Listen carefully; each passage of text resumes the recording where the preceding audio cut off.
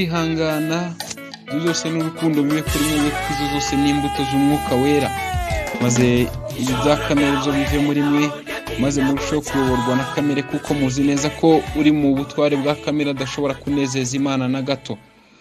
Ndabashimiye rero nk'uko twabanje kubiteguza, iki ni cya kiganiro inzira y'umusaraba, tugiye kwigana igitabo cy'ibyahishuriwe Yohana, kugira ngo Imana izatuyobore kandi izagendane natwe, mwuka wera dufasha dusobanurire ku bw'ayo magambo. Tuzajya twumva aya magambo, buri gice tuzajya twumva, muzajya mwumva igice, icyo nzi cyo ntacyo tuzasiga, buri kimwe cyose mwuka wera azaduha tuzabasha kukiganira, kugira ngo Imana irusheho guhabwa icyubahiro. Muzirikane ko Satani amaze gutwara abantu benshi mu isi, Imana data ikaba ishaka kugira ngo irokore abantu bayo muri iyo mpanuka Satani agenda atwaramo abantu. Ariko niwumva ibyo zose, ujye urushaho gushishikarira kwibera mu buntu bw'Imana, kwihana, ni ukuri uko usenze ujye wihana, kandi ujye wibutsa n'abandi ibyo, kuko bizakubera byiza. Nugera imbere y'Imana uzabasha kwikizanya nabo, abo bazaba bakumva. Ndabashimiye rero, tugiye gusenga Imana kugira ngo dutangire ikiganiro. Mana data wa twese ushobora byose, nongeye kugushima, uri umukozi w'umuhanga kandi urera ukakiranuka muri zose. Ubwo Yesu Kristo yazaga mu isi ntibamumenye, cyakora abahanga muri bo barabimenye, ndetse yashatswe no kwicwa akiri uruhinja. Ni ukuri Herode yashatse kumugira nabi akiri uruhinja, ariko Mwami Imana ubonekera Yozefu ati hungisha umwana muri Egiputa. Ibyo zarabaye data, kimara gukura uruhinja, ni ukuri urongera urugarura, arakura kandi agwiza ubwenge, maze amenya byinshi. Agera igihe cye wari waramugambiriyeho muri we, arigisha abantu bawe, abamenyesha iby'ubwami bwo mu ijuru. Yari azi ko afite iminsi mike akiriho aho ngaho mu isi, kugira ngo asubire imbere yawe, asubire ku ntebe wamuhaye. Data yabivuze neza ko akwiye gukora imirimo ye wamutumye hakiri kare. Natwe adusigira iyo mirimo kugira ngo tumenyeshe abantu iby'ubwami bwawe. None dufashe, tugiye kwigana aya magambo y'ibiriho, y'ibyabaye, y'ibizaza. Ibyo byose bizarushaho kudukomeza, kandi tuzarushaho kwikizanya umuzinya w'Imana n'abazatwumva, maze Kristo ubwo ari we uzadukiza uwo mujinya wawe, maze tuzabe turi muri we. Satani naturega asange twaratsindishirijwe, mu izina rya Yesu, amen. Bene data bakundwa, iki gitabo cy'ibyahishuwe na Yesu Kristo, iby'Imana yamuhereye kugira ngo yereke imbata ye ibikwiriye kuzabaho vuba, ni ubutumwa ngo bwahishuwe na Yesu Kristo. Hanyuma ngo nawe abuhereza marayika we kugira ngo abujyane abwamamaze. Marayika nawe ntiyatinze, nawe abimenyesha imbata ye Yohana, maze amuha ibyo byose yabonye, ari ijambo ry'Imana no guhamya kwa Yesu Kristo, maze amusobanurira iby'ayo magambo y'ubu buhanuzi, kandi avuga neza ko hahirwa n'abayumva bakitondera ibyanditswe muri bwo, kuko igihe kiri bugufi. Nk'abantu b'Imana mwe, ku gice cya mbere aho ngaho, interuro ya mbere imanza ivuga uwazanye ubu butumwa. Dusomye tugeze ku murongo wa 4, twareba naho ngaho umutwe w'amagambo ukatubwira ngo ubutumwa bw'amatorero 7 yo muri Asiya. Kandi Yohana nawe abivuga neza, aratangira ati njyewe Yohana ndabandikiye mwebwe abo mu matorero 7 muri Asiya.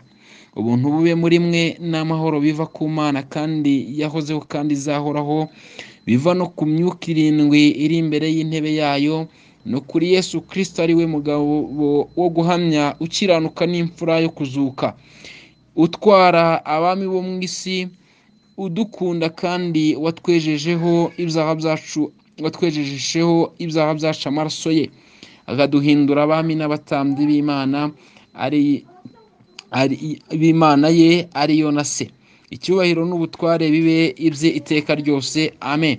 Arangira avuga ngo dore arazana n'ibicu, kandi amaso yose azamureba, ndetse n'abamucumise nabo bazamureba, kandi amoko yose yo mu isi azamuborogera. Nanone amen. Ndi Alpha na Omega, itangiriro n'iherezo, ni ko Umwami Imana ivuga, iriho kandi yahozeho kandi izahoraho, ariyo ishoboye byose. umaze kumva ubwo butumwa abantu b'Imana, uburyo Yohana yatangiye ashima, uburyo yatangiye yandikira ayo matorero 7 ndetse akabamenyesha ibyikuzo ry'Imana ndetse n'umwana wa Yesu Kristo, akababwira yuko ku murongo wa 7 arazana n'ibicu. Simubizi yemwe kazaza mu bicu, azazana n'ibicu kandi ngazaza nk'umujura, ntawe uzabasha kumumenya, ntawe uzabasha kumubona, ahubwo twese tuzarushaho guhindukirira Imana rurema kugira ngo twumve iby'urukundo rwayo. Hanyuma agitangira kwandikira ayo matorero, mbere na mbere amanza kubabwira ko ari we Alpha na Omega, umwami Yesu Kristo niwe Alpha na Omega, itangiriro n'iherezo.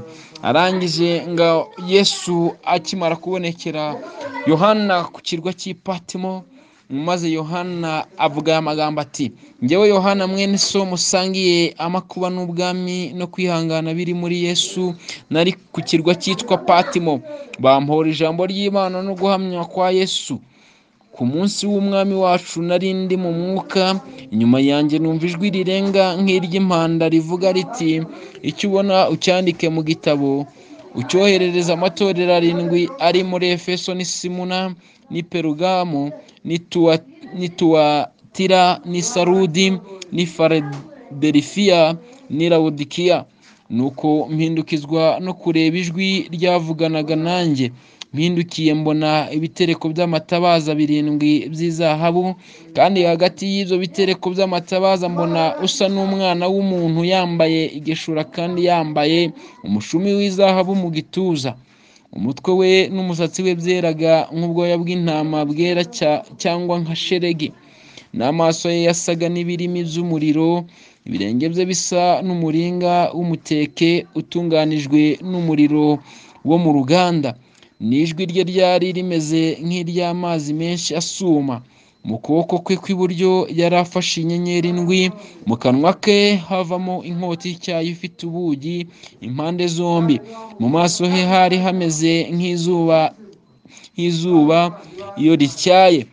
Mubonye ntyo mwikubita imbere nk'upfuye, anshyiraho ukuboko kw'iburyo arambwira ati, witinya, ndi uwa mbere kandi ndi uw'imperuka kandi ndi uhoraho.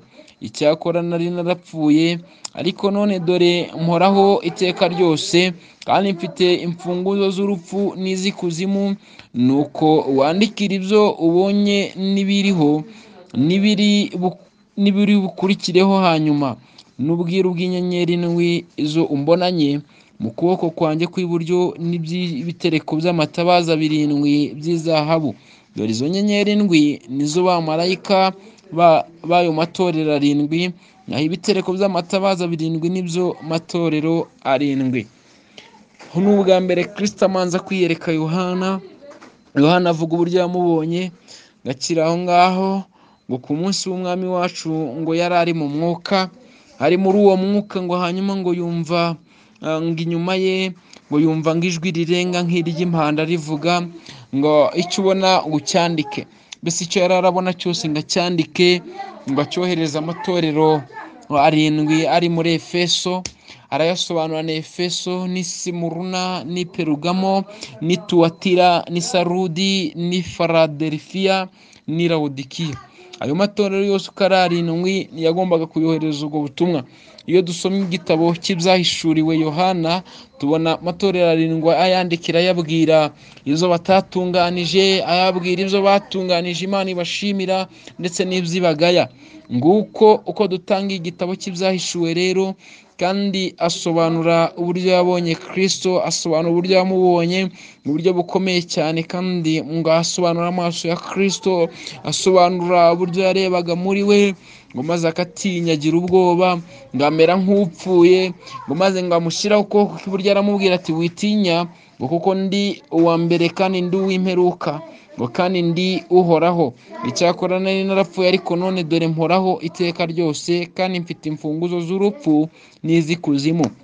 Hanyuma ayo magambo yamubwiye, icyakora yari yarapfuye ariko yarazutse ariho. Mwibuke ko Kristo yadupfiriye ariko akazuka. Hanyuma ngo yafashe imfunguzo z'ikuzimu, Kristo arazifite mu biganza bye, ngo kandi ngafite n'imfunguzo z'urupfu. Urupfu Satani yakangishaga abantu, Kristo arufitiye urufunguzo. Nimuhumure bantu b'Imana, hanyuma murushaho kwitondera iby'aya magambo.